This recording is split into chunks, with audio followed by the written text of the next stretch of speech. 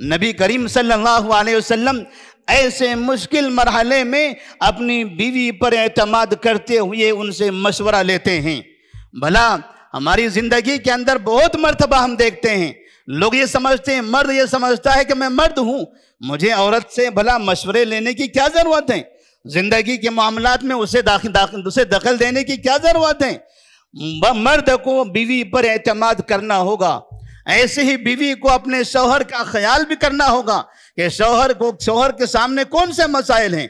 جب دونوں ایک دوسرے کو سمجھیں گے، ایک دوسرے کے ہمدرد بنیں گے، تب ایسی صورت میں دونوں کی زندگی خوشحال ہوگی۔ اعوذ باللہ من الشیطان الرجیم، بسم اللہ الرحمن الرحیم۔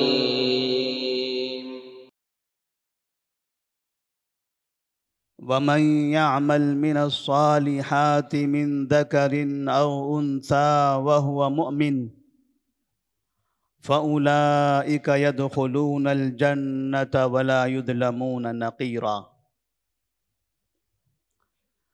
وعن أبي هريرة رضي الله تعالى عنه قال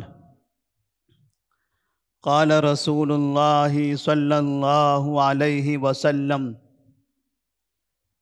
استوصوا بالنساء فإن المرأة خلقت من ضلع وإن أعوج شيء في الضلع أعلاه فإن ذهبت تقيمه كسرته وإن تركته لم يزل أعوج۔ متفق علیہ۔ محترم حاضرین، میاں بیوی کا رشتہ اللہ تبارک و تعالیٰ نے ان دونوں کے درمیان مودت اور رحمت کا وعدہ فرمایا ہے، اور جب تک کہ ان دونوں کے درمیان مودت، رحمت، محبت، احترام یہ باقی رہے گا، تب تک کہ ان کی زندگی میں سکون، اطمینان اور خوشحالی باقی رہے گی۔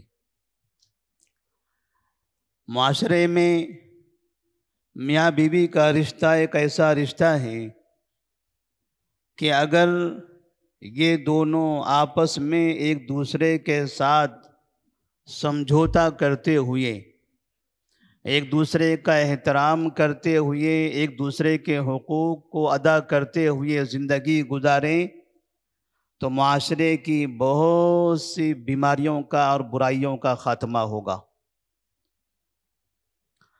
آج معاشرے میں تباہی کا ایک بہت بڑا اثر میاں بیوی کے درمیان اختلافات کی وجہ سے ہے۔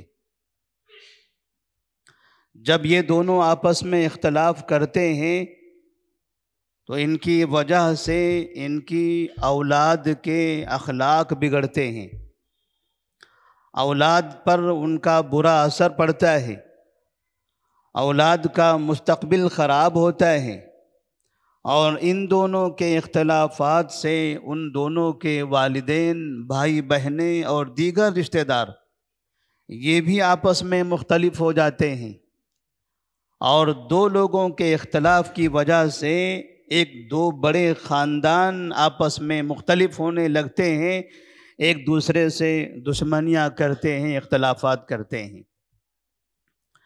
اسی طرح سے میاں بیوی کے درمیان اختلافات کے بنا پر آج کورٹوں میں، قاضیوں کے پاس، علماء کے پاس، مفتیان کے پاس جو مقدمے پیش کیے جاتے ہیں، ان مقدمات کو دیکھا جائے اور ان کی سنوائی کی جائے تو معلوم ہوتا ہے کہ ان دونوں کے اختلافات کی بنا پر جھوٹ اور تناؤ، دشمنی اتنا زیادہ پھیل چکی ہے کہ اللہ کی پناہ۔ بہت سے پی ایس میں باقاعدہ پولیس کو اس بات کی شکایتیں ہوتی ہیں کہ ہمارے پاس یا تو شوہر اپنی بیوی کے خلاف مقدمہ دائر کیا ہوا ہوتا ہے، یا بیوی اپنے شوہر کی شکایتیں لے کر آتی ہیں، جبکہ اللہ تبارک و تعالیٰ نے فرمایا تھا وَمِنْ آيَاتِهِ أَنْ خَلَقَ لَكُم مِّنْ أَنفُسِكُمْ أَزْوَاجًا لِتَسْكُنُوا إِلَيْهَا۔ اللہ تبارک و تعالیٰ کی عظیم نشانیوں میں سے ایک نشانی یہ ہے کہ اس نے یہ جوڑے بنائے اور اس جوڑے کے اندر سکون پیدا فرمایا کہ اس میں سکون ہوتا ہے، لِتَسْكُنُوا إِلَيْهَا وَجَعَلَ بَيْنَكُمْ مَوَدَّةً وَرَحْمَةً، اور اس نے ان دونوں کے درمیان میں مودت اور رحمت نازل فرمائی، پیدا فرمائی۔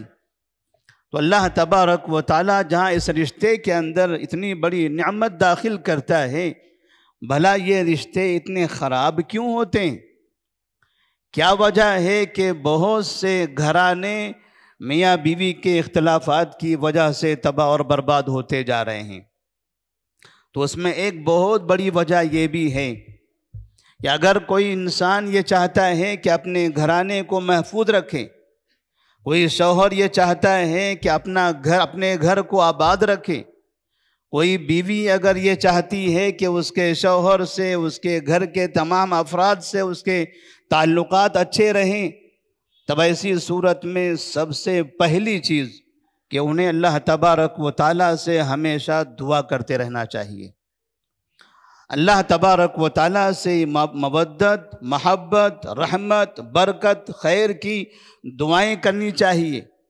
جس طرح سے ہم مسجد میں ایک امام اور خطیب چاہے جمعہ میں ہو یا تراویح کی نمازوں میں ہو، جب دعائیں کی جاتی ہیں تو لوگ معاشرے کے برائیوں کے بارے میں دعائیں کرتے ہیں، اے اللہ ان کو برائیوں سے محفوظ رکھ، یہ برائی ہمارے معاشرے سے ختم کر دے، ہم میں سے جو گنہگار ہیں ان کو گناہوں سے دور کر دے، جو غلط کاموں میں ملوث ہیں ان کو ان سے نجات دے دیں۔ اس طرح سے عمومی طور پر ایک عالم دین، ایک خطیب، ایک امام، ایک مسلمان، اس کو اس بات کی فکر ہوتی ہے کہ معاشرے کے لوگوں کے لیے دعا کرے، اسے اس بات کی فکر ہوتی ہے کہ فلاں ملک میں مسلمانوں کے گھروں کو برباد کیا جا رہا ہے، ان کے گھروں کی آبادی کے لیے دعا کریں۔ تو پھر یہ میاں بیوی آپس میں اپنے گھر کو آباد کرنے کے لیے دعا کیوں نہیں کر سکتے؟ جب یہ دونوں سمجھتے ہیں کہ ہمارے ایک دوسرے کے ساتھ ایک دوسرے کی زندگی ہے اور اسی سے ان دونوں کا گھر آباد ہوگا، تب ایسی صورت میں ضروری ہے کہ دعاؤں کا اہتمام کریں، اور جس کے اندر خرابی ہے ان کی خرابی کے خاتمے کے لیے اللہ تبارک و تعالیٰ کے سامنے ہاتھ اٹھائیں، گڑ گڑائیں، لیکن کبھی ایک دوسرے کی غلطی پر بد دعا نہ کرے۔ نہ شوہر اپنی بیوی پر بد دعا کرے، نہ بیوی اپنے شوہر پر اس کی کوتاہیوں کی بنا پر بد دعا کرے۔ نبی کریم صلی اللہ علیہ وسلم نے بد دعائیں کرنے سے منع فرمایا ہے۔ آپ صلی اللہ علیہ وسلم فرماتے ہیں لا تدعوا علی انفسکم ولا تدعوا علی اولادکم ولا تدعوا علی خدمکم ولا تدعوا علی اموالکم لا توافقوا من اللہ شیئا لا توافقوا من اللہ ساعتا فیستجاب لکم۔ لوگوں، اپنے آپ کے خلاف بد دعا نہ کرو، اپنے آپ کے خلاف بد دعا نہ کرو۔ کبھی شوہر بیوی سے تنگ آتا ہے، وہ اپنے خلاف بد دعا کر بیٹھتا ہے، اپنی بربادی کے لیے بد دعا کرتا ہے کہ تم سے ملاقات سے پہلے ایسا میرا ہو چکا ہوتا، یا میں مر جاؤں، میں تباہ ہو جاؤں۔ یا بیوی پر بد دعا کر بیٹھتا ہے، یا بیوی اپنے لیے بد دعا کر بیٹھتی ہیں۔ نبی صلی اللہ علیہ وسلم فرماتے ہیں تمہیں کیا پتہ ہے کہ غصے میں اس طرح کے جملے تم اپنی زبان سے ادا کرتے ہو، اپنے بارے میں، اپنے شوہر کے بارے میں، اپنے بچوں کے بارے میں۔ لا توافقوا من اللہ ساعتا فیہا فیستجاب لکم۔ ممکن ہے کہ جس وقت آپ بد دعا کر رہے ہوں اور وہ قبولیت کا وقت ہو اور اللہ تبارک و تعالیٰ تمہاری اس بد دعا کو قبول کر لے۔ بہت سے گھروں کی تباہی کا ایک بڑا سبب یہ ہے کہ لوگ اپنے گھروں کی بربادی پر بد دعا کرتے ہیں، انہیں احساس نہیں ہوتا ہے، غصے میں آ کر برے الفاظ کا استعمال کرنے لگتے ہیں، حتیٰ کہ مائیں اپنے بچوں کے لیے بھی بد دعا کرتی ہیں کہ جب بچہ کوئی نافرمانی کرتا ہے، کبھی غلطی کرتا ہے، گھر میں شرارت کرتا ہے، ماں کو یا باپ کو تنگ کرتا ہے، تو کہتے ہیں تیرا برا ہو، تیرا ستیاناش ہو، تیرا منہ کالا ہو، تیرا فلاں ہو، تیری موت آ جائے، تو برباد ہو جائے۔ یعنی اس طرح کے جملے ماں باپ اپنے بچوں کے لیے استعمال کر رہے ہوتے ہیں۔ ہمیں لگتا ہے کہ ہم نے غصے میں کہہ دیا ہے، ہمیں لگتا ہے کہ یہ تو وقتی طور کے لیے ہیں۔ نبی کریم صلی اللہ علیہ وسلم فرماتے ہیں اس طرح کی زبان اگر تم استعمال کرو گے اور اسی وقت میں اللہ تبارک و تعالیٰ نے تمہاری اس بد دعا کو قبول کر لیا تو تمہارا گھر برباد ہوگا۔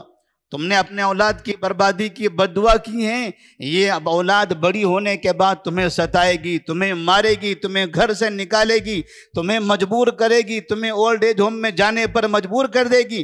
ایسے پھر زندگی جب گزارو گے تب اللہ سے دعائیں کرو گے، اللہ کے سامنے گڑ گڑاؤ گے، کیا ہو گیا؟ میں نے تو بچوں پر یہ خرچ کیا تھا، زندگی وقف کر دی تھی، پوری دولت اس پر لٹائی تھی، آج میرا تو یہ عالم ہے، آج میرا تو یہ عالم ہے۔ ہو سکتا ہے کہیں ہماری پرانی زندگی میں جو 25 سال 30 سال 40 سال کا عرصہ ہم نے گزارا ہے، کبھی ہم نے ان پر غصہ کرتے ہوئے بد دعا کر دیا تھا۔ اور اولاد کی بربادی، سب سے بڑی بربادی یہ ہے کہ وہ اپنے ماں باپ کا نافرمان بن جائے۔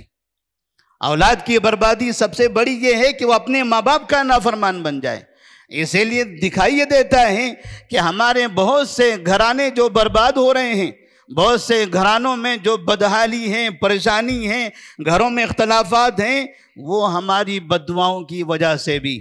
اور یہ عقل مندی نہیں ہوتی کہ آدمی اپنے گھر کی بربادی کے لیے بد دعا کرے۔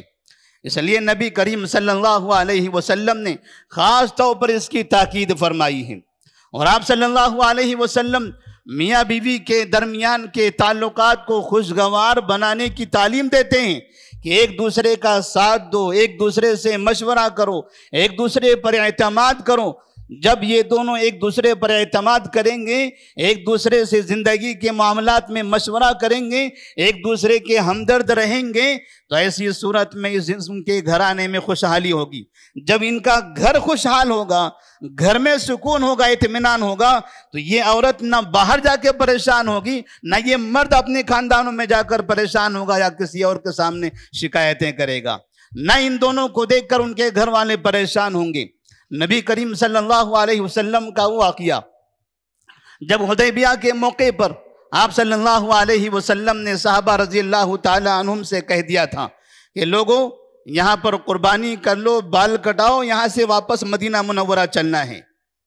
صحابہ رضی اللہ تعالی عنہم تقریباً 1500 کی تعداد میں تھے۔ حدیبیہ مکہ سے بالکل قریب میں ہیں، مدینہ سے ایک لمبا سفر طے کر کے یہاں پہنچے ہوئے تھے۔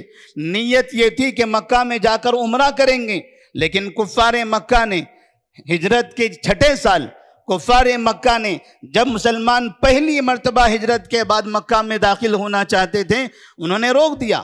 انہوں نے کہا آپ مکہ میں نہیں آ سکتے۔ مسلمان پریشان ہو گئے۔ انہوں نے کہا شہر ہمارا ہے، مکہ ہمارا ہے، ہمارے باپ دادا کا علاقہ ہے، اور پھر ہم وہاں سے ہجرت کر کے یہاں آئے ہیں، تو مکہ میں جانے کا مقصد ہمارا صرف عمرہ کرنا ہے، کعبے کا طواف کرنا چاہتے ہیں، وہاں جا کر ہم واپس چلے جائیں گے۔ وہاں آنے کے بعد نہ وہاں کی قوموں سے ہمیں لڑنا ہے، نہ ہماری زمینوں پر ہمیں قبضہ کرنا ہے، ہم صرف طواف کرنا چاہتے ہیں۔ جب دنیا کے مشرکین اور کفار آ کے کعبے کا طواف کر سکتے ہیں تو بھلا مدینے کے مسلمانوں کو کیوں روکا جائے؟ مسلمانوں نے یہ سمجھا۔ نبی کریم صلی اللہ علیہ وسلم نے کفار مکہ سے یہ معاہدہ کر لیا تھا۔ کفار مکہ نے کہا تھا کہ اس سال ہم آپ کو مکہ میں داخل ہونے نہیں دیں گے، ہاں آپ آئندہ سال آ سکتے ہو، اس سال واپس چلے جاؤ، آئندہ سال آؤ۔ نبی نے کہا ٹھیک ہے، اس سال اگر ہمیں جانا پڑے تو میں کرنا پڑے گا، جنگ کرنی پڑے گی، اختلافات ہوں گے، اور آئندہ سال آنے کی امن کے ساتھ یہ لوگ اجازت دے رہے ہیں۔ امن میں ہی خیر ہے، امن میں ہی خیر ہے۔ ہم اپنے ضمیر کو دبا لیتے ہیں اور یہاں سے واپس چلے جاتے ہیں، آئندہ سال پھر آئیں گے، امن کے ساتھ کعبے کا طواف کریں گے۔ نبی کریم صلی اللہ علیہ وسلم نے صحابہ رضی اللہ تعالیٰ عنہم کو واپس چلنے کا حکم دیا اور کہا کہ جن کے پاس قربانی کے جانور ہے قربانی کر لیں، بال کٹائیں۔ صحابہ رضی اللہ تعالیٰ عنہم خاموش ہو گئے۔ نبی نے کہا انحروا وحلقوا، جانوروں کی قربانی کرو، بال کٹاؤ اور چلو یہاں سے۔ صحابہ پھر خاموش ہو گئے۔ صحابہ رضی اللہ تعالیٰ عنہم انتظار کرنا چاہتے تھے، ہو سکتا ہے یہ حکم بدل جائے، ہو سکتا ہے نبی کا فیصلہ بدل جائے، کیونکہ ہم نے تقریباً 400 کلومیٹر کا فاصلہ طے کیا ہے، بس تھوڑا سا قریب میں مکہ ہے، یہاں سے ہمیں واپس چلے جانا جائے، بھلا اتنا لمبا سفر کر کے ہم آئیں گے۔ اور نبی کی خواہش تھی کعبے کا طواف کرنے کی، ہم نبی کی خواہش کی تکمیل کرنا چاہتے ہیں، لیکن نبی صلی اللہ علیہ وسلم نے کہا نہیں، سب کے سب یہاں قربانی کریں، بال کٹائیں، واپس چلیں۔ پھر بھی صحابہ رضی اللہ تعالیٰ عنہم خاموش رہے، کوئی بھی نبی کے حکم کی تعمیل کرنے کے لیے وہ کھڑا نہیں ہوا۔ آپ پریشان ہو گئے، آپ نے کہا یہ کیا منظر ہے، میں کہہ رہا ہوں قربانی کرنے، بال کٹانے، کوئی تیار نہیں ہو رہا ہے۔ آپ تھوڑا سا ناراض ہو گئے، اپنے خیمے میں گئے۔ ام سلمہ رضی اللہ تعالیٰ عنہ آپ کی بیوی وہاں پر موجود تھی، اور ام سلمہ رضی اللہ تعالیٰ عنہ کے سامنے آپ نے قوم کے اس حرکت پر ناراضگی کا اظہار کر دیا، کیسی ہے یہ قوم تمہاری، یہ ہماری بات مانتی نہیں ہے۔ ام سلمہ رضی اللہ تعالیٰ عنہ نے دیکھا حالات ایسے نہیں ہیں، صحابہ نبی کی بات نہ مانے، ایسا نہیں ہو سکتا، یہ تو وہ لوگ ہیں جو نبی کے اشارے پر اپنی جانیں، اپنا گھر، سب کچھ قربان کر کے آئے ہوئے ہیں، بھلا یہ کیسے نبی کی بات نہ مانے۔ ام سلمہ رضی اللہ تعالیٰ عنہ کہتی ہیں یا رسول اللہ صلی اللہ علیہ وسلم اتحب ذلک، کیا آپ ایسا کرنا چاہتے ہو، یہ کام آپ کو پسند ہے کہ یہاں قربانی کریں، بال کٹائیں؟ نبی نے کہا ہاں میں تو یہی پسند کرتا ہوں، میں چاہتا ہوں کہ یہاں پر یہ کام کریں، یہاں سے واپس چلے جائیں۔ تو کہا تب تو کام بڑا آسان ہے، کام بڑا آسان ہے، آپ باہر جائیے، لا تکلم احدا منہم شیئا، باہر جا کر کسی سے کچھ نہ کہیں، باہر جا کر کسی سے کچھ نہ کہیں، اور اپنے حلاق کو بلائیں، بال کٹا لیں، اپنے جانور کو منگائیں، اس کی قربانی کر لیں، آپ اپنے طور پر خاموشی سے اپنا کام کر لیں اور کسی سے آپ کچھ نہ کہیں۔ ام سلمہ رضی اللہ تعالیٰ عنہ کا مشورہ نبی صلی اللہ علیہ وسلم کو پسند آیا۔ آپ صلی اللہ علیہ وسلم باہر گئے، آپ نے حلاق کو بلایا، سر بال کٹوائے اور قربانی کر لی۔ آپ کیا دیکھتے ہیں کہ آپ کے اس عمل کو دیکھ کر تمام کے تمام صحابہ اپنے جانوروں کی قربانیاں کرنے لگے اور بال کٹانے لگے۔ نبی کریم صلی اللہ علیہ وسلم ایسے مشکل مرحلے میں اپنی بیوی پر اعتماد کرتے ہوئے ان سے مشورہ لیتے ہیں۔ بھلا ہماری زندگی کے اندر بہت مرتبہ ہم دیکھتے ہیں، لوگ یہ سمجھتے ہیں، مرد یہ سمجھتا ہے کہ میں مرد ہوں، مجھے عورت سے بھلا مشورے لینے کی کیا ضرورت ہے، زندگی کے معاملات میں اسے دخل دینے کی کیا ضرورت ہے۔ مرد کو بیوی پر اعتماد کرنا ہوگا، ایسے ہی بیوی کو اپنے شوہر کا خیال بھی کرنا ہوگا کہ شوہر کے سامنے کون سے مسائل ہیں۔ جب دونوں ایک دوسرے کو سمجھیں گے، ایک دوسرے کے ہمدرد بنیں گے، تب ایسی صورت میں دونوں کی زندگی خوشحال ہوگی۔ اس طرح سے نبی کریم صلی اللہ علیہ وسلم نے فرمایا تھا استوصوا بالنساء، استوصوا بالنساء، لوگوں اپنی عورتوں کے بارے میں اچھا برتاؤ کرو، عورتوں کا خیال کرو، لوگوں عورتوں کا خیال کرو۔ آپ صلی اللہ علیہ وسلم خصوصی طور پر عورتوں کے ساتھ اچھا برتاؤ کرنے کا حکم دیتے ہیں۔ آپ صلی اللہ علیہ وسلم نے فرمایا تھا ایک مرتبہ فَإِنَّ الْمَرْأَةَ خُلِقَتْ مِنْ ضِلْعٍ وَإِنَّ عَوَجَ شَيْءٍ فِي الضِّلْعِ عَلَاهُ فَإِنْ ذَهَبْتَ تُقِيمُهُ كَسَرْتَهُ وَإِنْ تَرَكْتَهُ لَمْ يَزَلْ عَوَجْ۔ لوگوں عورتوں کے ساتھ اچھا برتاؤ کرو، ان کے اندر ٹیڑھا پن ضرور ہے۔ ان المرأة خلقت من ضلع، اس لیے کہ عورت پسلی سے پیدا کی گئی ہیں، آدم علیہ السلام کی بائیں پسلی سے پیدا کی گئی عورت ہیں، اور پسلی میں ٹیڑھا پن ہوتا ہے۔ فَإِن ذَهَبْتَ تُقِيمُهُ كَسَرْتَهُ، اگر تم اس پسلی کو بہت سیدھا کرنا چاہو گے تو یہ تم اسے توڑ دو گے، تم اسے توڑ دو گے۔ وَإِن تَرَكْتَهُ لَمْ يَزَلْ عَوَجْ، اور اگر تم اس کو اس کے حال پر چھوڑ دو گے تو وہ اور ٹیڑھی ہوتی چلی جائے گی۔ اس لیے دونوں کے درمیان دونوں کے درمیان والا راستہ اپناؤ.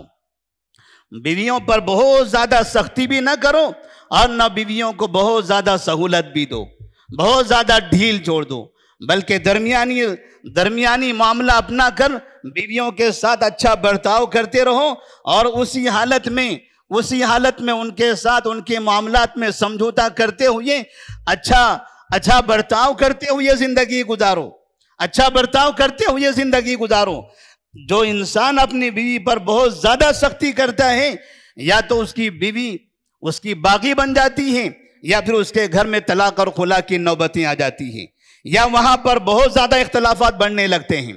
اور اگر کوئی شوہر اپنی بیوی کو مکمل طور پر آزاد چھوڑ دیتا ہے تب بھی یہ فساد سے خالی نہیں ہوتا. اس لیے وقتاً فوقتاً حالات کے اعتبار سے اپنی بیویوں کے ساتھ اچھا برتاؤ کرنا، اچھی باتوں کی تعلیم دینا، ان کی صلاح کرنے کی کوشش کرتے رہنا. نبی کریم صلی اللہ علیہ وسلم نے ساتھ میں ایک ایسی بات بتائی کہ عام طور پر معاشرے میں میاں بیوی کے درمیان جو اختلافات ہوتے ہیں، ان اختلافات میں ایک وجہ یہ بنتی ہے کہ بیوی کو یہ شکایت ہوتی ہے کہ شوہر مجھ پر خرچ نہیں کرتا، وہ مجھے اپنی ضروریات زندگی پر مال نہیں دیتا ہے، مجھے میرے کپڑے کے مسائل، میری بیماری کے مسائل. حتیٰ کہ ہم نے دیکھا ہے بہت سے لوگوں کو کہ جب ان کے گھروں میں ان کی بیویاں بیمار ہوتی ہیں تب ایسی صورت میں وہ ان کے میکے والوں سے کہتے ہیں جاؤ پیسہ ماں باپ سے لے لو، پیسہ ماں باپ سے لے لو، بیماریوں کا علاج تمہارے ماں باپ کریں گے، بیماریوں پر خرچہ تمہارے ماں باپ کریں گے، ڈیلیوری کا خرچہ تمہارے ماں باپ کریں گے، آپریشن ہو تو تمہارے ماں باپ کریں گے. بیویوں کو شوہر اس طرح سی باتیں کرتے ہوئے نظر آتے ہیں. نکاح کرنے کے بعد بیویوں پر خرچ کرنے کی ذمہ داری شوہر کی ہوتی ہے، اور نبی صلی اللہ علیہ وسلم فرماتے ہیں اپنی بیویوں پر، اپنے گھر والوں پر، اپنے بچوں پر، اپنے ماں باپ پر خرچ کرنے کا جو مقام ہے، نبی نے فرمایا دینار انفقتہ فی سبیل اللہ، ایک دینار جو اللہ کے راستے میں آپ خرچ کرو، وَدِينَارٌ أَنفَقْتَهُ فِي رَقَبَةٍ، اور ایک وہ دینار جو آپ کسی کو آزاد کرنے میں خرچ کرو، وَدِينَارٌ تَصَدَّقْتَ بِهِ عَلَى مِسْكِينٍ، اور ایک وہ دینار جو آپ کسی مسکین اور غریب فقیر آدمی پر خرچ کرو، وَدِينَارٌ أَنفَقْتَهُ عَلَى أَهْلِكَ، اور ایک وہ دینار جو آپ اپنے گھر والوں پر خرچ کرو. یہ الگ الگ خرچ ہے جو انسان اپنی زندگی میں کرتا رہتا ہے. پھر ان سب کے درمیان موازنہ کرتے ہوئے آپ نے فرمایا اعظمها اجرا الذي انفقته على اهلك، ان سب میں سب سے زیادہ خیر والا، سب سے زیادہ ثواب والا خرچ وہ ہے جو خرچ آپ نے اپنے گھر والوں پر کیا، جو خرچ آپ نے اپنے گھر والوں پر کیا. ایک وہ خرچ جو آپ اللہ کے راستے میں کر رہے ہو، مسجد کی تعمیر کے لیے، مدرسے کی تعمیر کے لیے، یتیموں کے لیے، غریبوں کے لیے، فقراء کے لیے، مساکین کے لیے اور دیگر رفاہی کاموں کے لیے. اور ایک وہ خرچ جو آپ اپنے گھر والوں پر کرتے ہو، اپنی بیوی پر، اپنے بچوں پر، اپنے ماں باپ پر.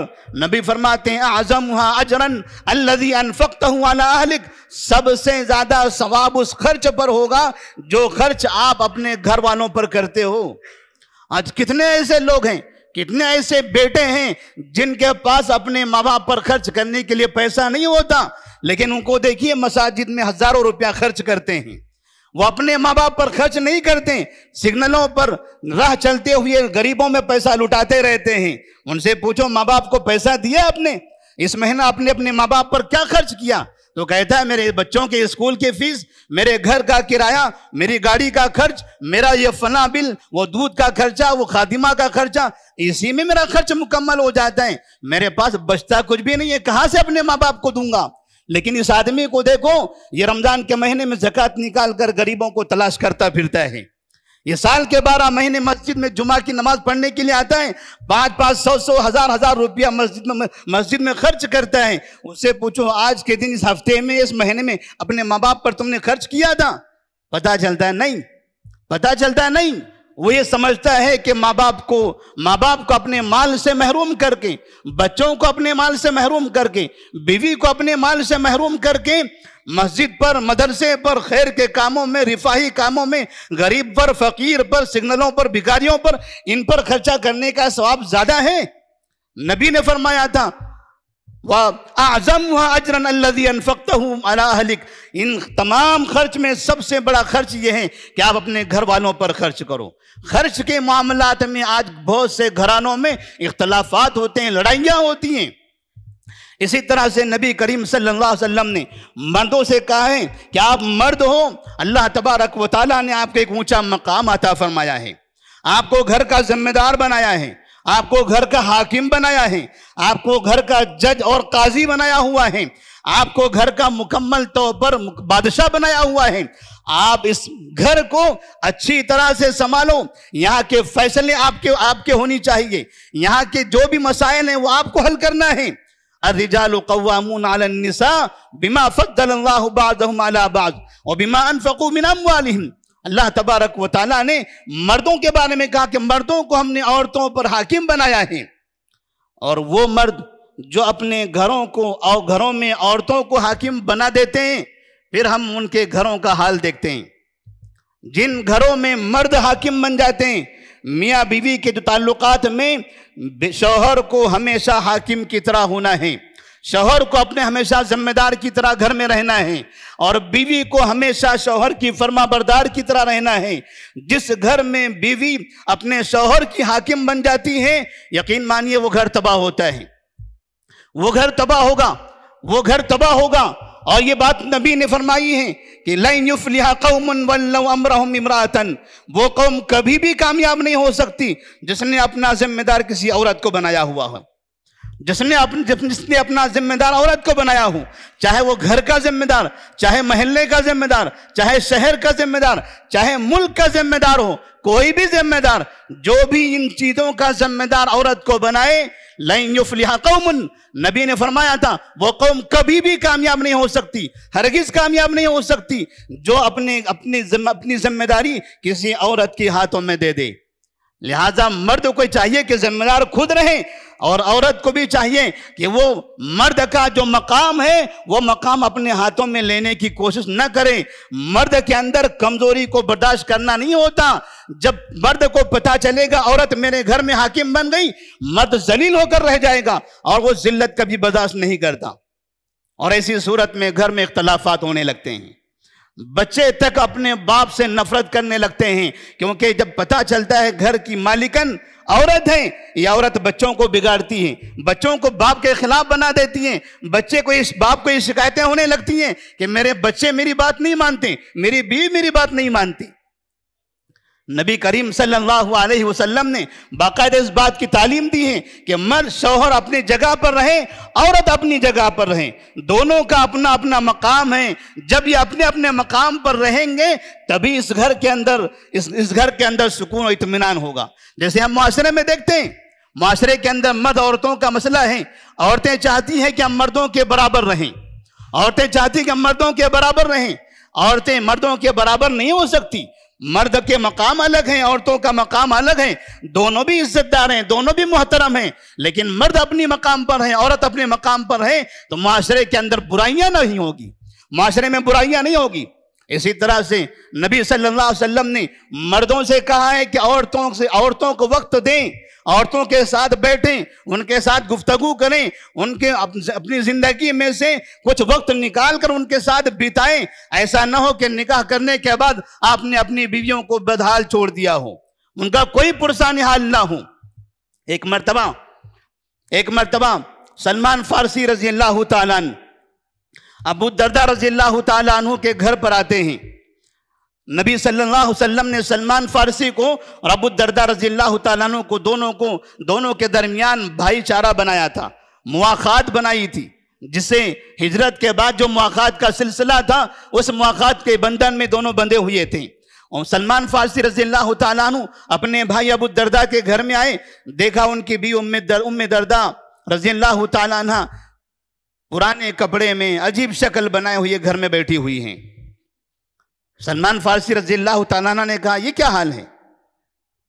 باقی صفائی اچھے کپڑے عورت کا یہ زینت ہوتی ہیں، عورت گھر میں بھی رہے تو اپنے کپڑوں کو اپنے آپ کو پاک و صاف رکھیں، اچھا بن کر رہیں۔ آپ کے شوہر ہیں اور آپ اس طرح سے یہ حالت بنا کر رکھے ہوئے ہیں۔ تو انہوں نے کہا کہ آپ کے بھائی ابو الدرداء کو تو ہماری کوئی فکر ہی نہیں ہے، آپ کے بھائی ابو الدرداء کو ہماری کوئی فکر نہیں ہے. شوہر جب میری فکر نہ کرتا ہو، میری طرف دیکھتا ہی نہ ہو، میرے ساتھ رہتا ہی نہ ہو، میرے ساتھ رات گزارتا ہی نہ ہو، تو ایسی صورت میں بننے سنورنے کا کیا فائدہ؟ کہتے ہیں رات کا وقت ہوا، سلمان فارسی رضی اللہ تعالیٰ عنہ، ابو الدرداء رضی اللہ تعالیٰ عنہ دونوں دسترخوان پر بیٹھے ہوئے تھے. دوپہر کا وقت تھا، دونوں دسترخوان پر بیٹھے ہوئے تھے. سلمان فارسی رضی اللہ تعالیٰ عنہ کے سامنے ابو الدرداء رضی اللہ تعالیٰ عنہ نے کھانا پیش کیا. ابو الدرداء کہتے ہیں کل فإنی صائم، آپ کھاؤ میں روزے سے ہوں. ابو الدرداء نے سلمان فارسی سے کہا آپ کھائیے میں روزے سے ہوں. ان کے سامنے کھانا پیش کیا. ابو الدرداء کا گھر ہے، دوپہر کا وقت ہے، دوپہر کے کھانے کے لیے دسترخوان پر بیٹھے ہوئے ہیں. سلمان فارسی کے سامنے پلیٹ بڑھاتے ہیں، کہتے ہیں آپ کھائیے، فإنی صائم، میں روزے سے ہوں. سلمان فارسی نے کہا یہ کون سا روزہ ہے؟ رمضان کا مہینہ تو نہیں، یہ کون سا روزہ؟ کہا یہ نفل روزہ ہے. ما انا بآکل حتی تاکل. سلمان فارسی کہتے ہیں جب تک کہ تم نہیں کھاؤ گے تب تک کہ میں بھی نہیں کھاؤں گا. آپ کو روزہ توڑنا پڑے گا، آپ کو روزہ توڑنا پڑے گا، کیونکہ گھر میں بیوی ہیں، بیوی کی یہ حالت ہے، یہ شکل صورت ہے. وہ آپ کے بارے میں شکایت کر رہی کہ آپ دن میں روزے سے رہتے ہو، دن میں روزے سے رہتے ہو. روزے کی حالت میں شوہر اپنی بیوی سے دور رہتا ہے. تو انہوں نے کہا ما انا آکل حتی تاکل، میں اس وقت تک نہیں کھاؤں گا جب تک کہ تم نہیں کھاؤ گے. سلمان فارسی رضی اللہ تعالیٰ عنہ نے ابو الدرداء رضی اللہ تعالیٰ عنہ کھانے پر مجبور کر لیا. انہوں نے کھانا کھایا. پھر رات کا وقت آیا. رات کے وقت میں ابو الدرداء رضی اللہ تعالیٰ عنہ نے سلمان فارسی کے لیے بستر بچھا دیا اور کہا کہ سو جاؤ. کہا آپ؟ کہا میں نہیں سوؤں گا، میں نماز پڑھتا رہوں گا، میں نہیں سوؤں گا، میں نماز پڑھتا رہوں گا، میں رات بھر نماز پڑھتا رہتا ہوں. سلمان فارسی رضی اللہ تعالیٰ عنہ کہتے ہیں آپ نماز نہیں پڑھ سکتے، آپ بھی سو جائیے، ہم بھی سوئیں گے، آپ کو بھی سونا ہوگا، آپ کو بھی سونا ہوگا. وہ سونے لگے. تھوڑی دیر میں پھر جاگ گئے. پوچھا ابو الدرداء جاگ گئے؟ کہا ہاں، نماز پڑھنا ہے. کہا پھر سو جاؤ، سو جاؤ پھر سے. پھر سو گئے. پھر رات میں اٹھیں. کہا پھر اٹھ گئے آپ؟ کہا نہیں، پھر سو جاؤ. جب رات کا آخری حصہ آیا تب سلمان فارسی رضی اللہ تعالیٰ کہتے ہیں اے ابو الدرداء اب جاگو، یہ رات کا آخری وقت ہے، چلیے اب ہم دونوں مل کر نماز پڑھتے ہیں. پھر آپ نے فرمایا ان لربک علیک حقا ولنفسک علیک حقا ولزوجک ولاہلک علیک حقا فآتی کل ذی حق حقا. آپ پر اپنے آپ کے رب کا بھی حق ہے، اپنی نفس کا بھی حق ہے، اپنی بیویوں کا بھی حق ہے، لہذا ہر ایک کا حق ادا کرو، ہر ایک کا حق ادا کرو. کوئی انسان اللہ تبارک و تعالیٰ کی عبادتوں میں دن اور رات اس طرح سے گزارے کہ اپنی بیویوں کی کوئی خبر ہی نہ ہو. نبی صلی اللہ علیہ وسلم نے اس سے منع فرمایا ہے. بہت سے گھرانوں میں اختلافات اس بات پر بھی ہوتے ہیں کہ شوہر اپنی بیویوں کو وقت نہیں دیتے، ان کے ساتھ بیٹھتے نہیں ہیں، ان سے ملاقاتیں کرتے نہیں ہیں.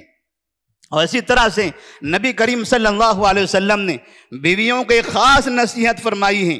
آپ نے ایک مرتبہ عورتوں سے خطاب کرتے ہوئے کہا تھا یا معاشر النساء تصدقنا واستغفرن اللہ. اے عورتوں تم اللہ کی راہ میں مال صدقہ کرو اور اللہ تبارک و تعالیٰ سے استغفار کرو. فإنی اریتکن اکثر اہل النار، اس لیے کہ میں نے تم کو جہنم میں زیادہ تعداد میں دیکھا ہے. تو کسی نے کہا یا رسول اللہ صلی اللہ علیہ وسلم بھلا عورتوں کی تعداد جہنم میں زیادہ کیوں ہے؟ تو آپ نے فرمایا تکثرن اللعن وتکفرن العشیر. دو وجہ ہیں. پہلی وجہ یہ ہے کہ آپ زبان کا غلط استعمال کرتے ہو، بہت زیادہ لعن طعن، بہت زیادہ گالی گلوچ، بہت زیادہ بددعاؤں کے جملے استعمال کرنا، ہمیشہ شوہر کی ناشکری، ہمیشہ شوہر کے خلاف بولتے رہنا، بچوں کے خلاف بولتے رہنا. یہ زبان کا جو غلط استعمال ہے یہ زبان تمہیں جہنم میں لے جائے گی. تکثرن اللعن وتکفرن العشیر، اور تم اپنے شوہروں کی نافرمانیاں کرتے ہو، اپنے شوہر کی نافرمانی کرتے ہو. شوہر آپ کا حاکم ہے، وہ آپ کو خیر کے کاموں کا حکم دے، تب ایسی صورت میں ضروری ہے کہ شوہر کی اطاعت کریں. شوہر کی نافرمانی یہ تمہیں جہنم میں لے جائے گی. تو عورتوں کو خاص طور پر اس بات کی نصیحت کی جاتی ہے کہ عورتیں اپنی زبانوں کی حفاظت کریں، عورتیں اپنی زبانوں کی حفاظت کریں، اپنے شوہر کے خلاف، شوہر کے ماں باپ کے خلاف، شوہر کے خاندان کے خلاف، اپنے بچوں کے خلاف اور بات بات پر الگ الگ مسائل میں الجھتے ہوئے گالیاں دینا، بددعائیں کرنا، یہ ان کی دنیا کو بھی اور ان کی آخرت کو برباد کرنے والی چیز ہے۔ اسی طرح سے عورتوں کو چاہیے کہ عورتیں اپنے گھر کے کام کاج میں مصروف رہیں۔ بہت سی عورتیں جو گھروں میں رہتی ہیں، گھر میں ان کے پاس کوئی کام نہیں ہوتا، شوہر مالدار ہے، اس نے خادمین رکھا ہوا ہے، خادمین کام کر رہے ہوتے ہیں، کھانا بنانا خادمات کا کام ہوتا ہے، عورتیں خالی بیٹھی ہوئی ہیں۔ یہ خالی گھر، یہ خالی دماغ، یہ شیطان کی جگہ بن جاتی ہے۔ نبی کریم صلی اللہ علیہ وسلم کی بیٹی فاطمہ رضی اللہ تعالیٰ عنہ کو یاد کیجئے۔